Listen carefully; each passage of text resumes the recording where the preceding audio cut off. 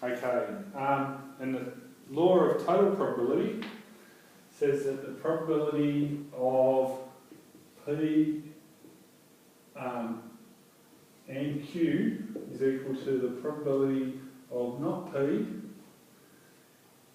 in a section Q. Sorry, I mucked that up. The probability of P and Q plus the probability of not P and Q is equal to the probability of Q. So if we thought about that in terms of the Venn diagram, I would have P and Q, and the probability of P and Q is this section here. The probability of not P and Q is this section here. If we add them up, that gives us the probability of Q.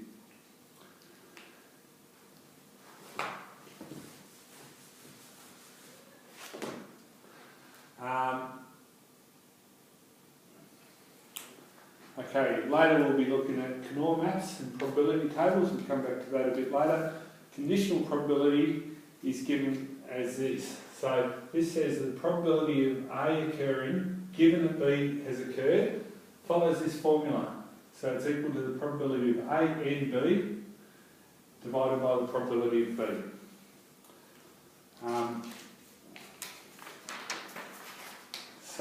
And this is quite a useful formula that we use quite a bit in methods. Tree diagrams are useful, and we also need to know combinations. Combinations we can write as N choose R or NCR, and we can write that as, in brackets, N and R. It's the number of different selections of N objects taken R at a time. We'll come back to that. Calculating that, that's equal to N factorial divided by R factorial times N minus R factorial, which could be useful to use. So let's look at an example now. Just clean that off. So, two fair dice are rolled simultaneously and the sum of the numbers appearing uppermost is recorded. So we've mapped out all what's occurred here. So this would be the first dice of the 1, and we can have the second dice being a 1 to a 6, and so on. So I've got 36 numbers here. Each one individually has got a chance of 1 out of 36 occurring. Now if we look at, find the probability that the sum will be 6, so we're asking for the probability that the sum is equal to 6, and that's going to be equal to the number of possible outcomes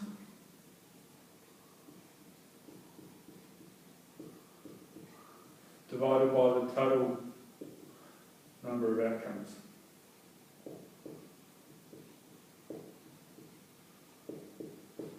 So if I think about that, which of these pairs are up to 6?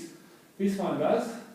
1 plus 5 is 6, and a 2 plus 4 is 6, and a 3 plus 3 is 6, and a 4 plus 2 is 6, and a 5 and a 1 is a 6. So I've got 1, 2, 3, 4, 5 different possibilities. So this would be, there's 5 ways that I can get a sum of 6 out of 36 altogether. So the probability of getting a sum of 6 is 5 out of 36. Let's do the next part of this. A number less than 5. So let's change this.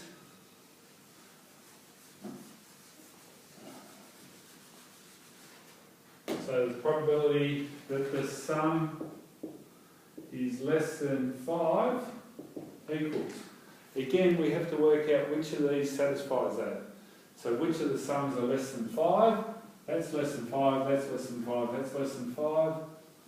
This is 5, so I'm not going to include that. This is less than 5. This is 4, this is 5, this is 4.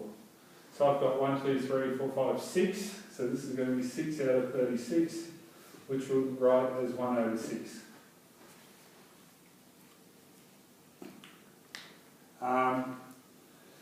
Now, we could go with the next one.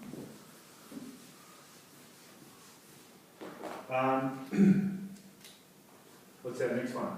Probability that the sum is at least 9. So we're going to say that sum is greater than or equal to 9. And again, how many times does that occur? This is 8, this is a 9, this is 10, this is 9, this is 11, 10, 9, 12, 11, 10, 9. So it's all of those ones. So I've got 1, 2, 3, 4, 5, 6, 7, 8, 9, 10. So this is going to be 10 out of 36, which we could write as 5 over 18.